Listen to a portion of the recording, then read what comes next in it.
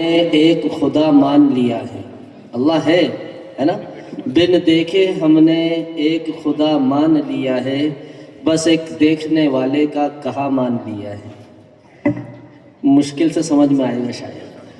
بس ایک دیکھنے والے کا کہا مان لیا ہے۔ اللہ کو ماننے کے لیے کسی دلیل کی ضرورت نہیں ہے، ہمارے آقا نے خبر دے دی اللہ ہے، ہم نے مان لیا ہے، ساری عقلیں ایک طرف۔ اب میں جو ہے کہ صدر جلسہ سے بسط احترام عرض کرتا ہوں کہ حضرت اپنی ناصحانہ گفتگو سے ہمیں مستفیض فرمائیں، اور پھر انشاءاللہ دعا ہوگی اور جلسہ اپنے اختتام کو پہنچے گا۔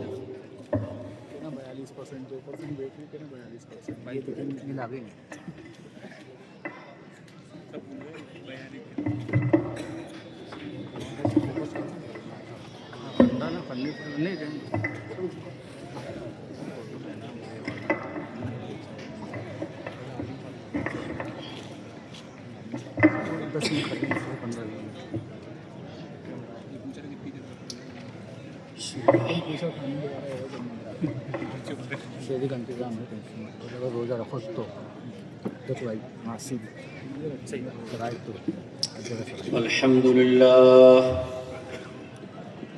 الحمد لله وكفى وسلام على عباده الذين اصطفى أما بعد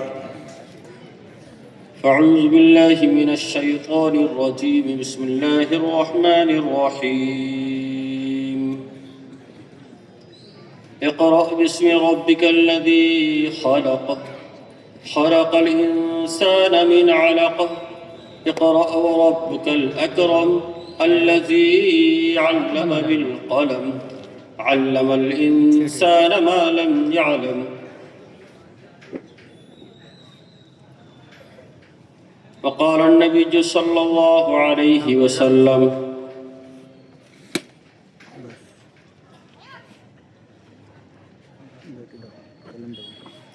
خيركم من تعلم القرآن وعلمه أو كما قال عليه الصلاة والسلام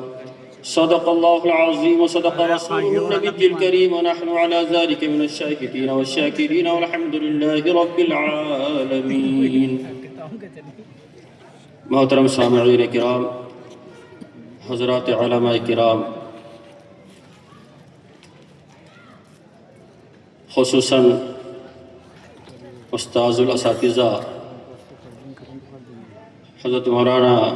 اشفاق الرحمان صاحب دامت برکاتہ العالیہ،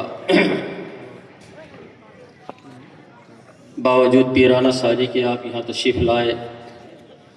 ہم لوگ کو شرف بخشا۔ ہم دعا گو ہیں اللہ کی بارگاہ میں اللہ پاک اور آپ کی عمر دراز کرے، صحت اور تندرستی عطا فرمائے،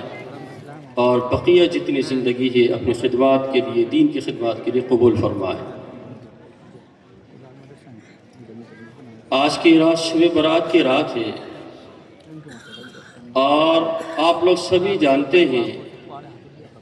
کہ اپنے یہاں سالانہ جلسہ شب برات میں کیوں شروع کیا گیا تھا، کیونکہ ہم نے شہر کا ماحول دیکھا۔ اس کے علاوہ وقت میں سالانہ جلسہ کیا کرتے تھے، لیکن جب ماحول یہ دیکھا کہ ہمارے نوجوان شب برات میں شب بیداری کے نام پر پورے شہر کے اندر گھومتے پھرتے رہتے ہیں،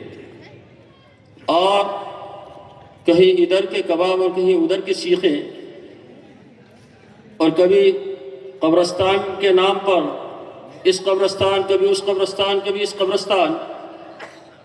اور موٹر سائیکلوں کے اسٹنٹ وی آئی پی پر، اور اسی میں ایکسیڈنٹ اور نقصانات۔ جب یہ ماحول دیکھا تو مشورہ ہوا، ارادہ کیا کہ اس کو کس طریقے سے اس نوجوان طبقے کو روک کر عبادت میں لگا دیا جائے۔ تو اس نورانی مجلس کا انعقاد ہوا کہ یہ وہ طریقہ ہے، اس کے اندر یہ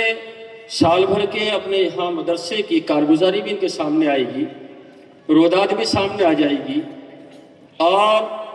اکابرین کے پھر یہ بیانات سے بھی مستفیض ہوں گے انشاءاللہ۔ اور اس بیان یہ پروگرام جب ختم ہوتا ہے ظاہری بات ہے کہ اپنے یہاں ہمیشہ 1 بجے 1:30 بجے 2 بجے اس کے بعد پھر نماز ہی کے علاوہ اس کے علاوہ کوئی موقع نہیں ہوتا کہ ہم سب مسجدوں میں یا اپنے گھروں میں عبادت میں لگ جائیں، چونکہ بہت سارے لوگ اس کے بعد روزہ رکھتے ہیں دوسرے دن، اور نماز فجر پڑھنے کے بعد میں چونکہ فجر سے پہلے تو کوئی سوتا ہی نہیں ہے کہ چلو بھائی اول وقت نماز ہوتی ہے اور اس وقت نماز پڑھ کے پھر سب سو جاتے ہیں، پھر جب جس کو کام پہ جانا ہوتا ہے چلا جائے۔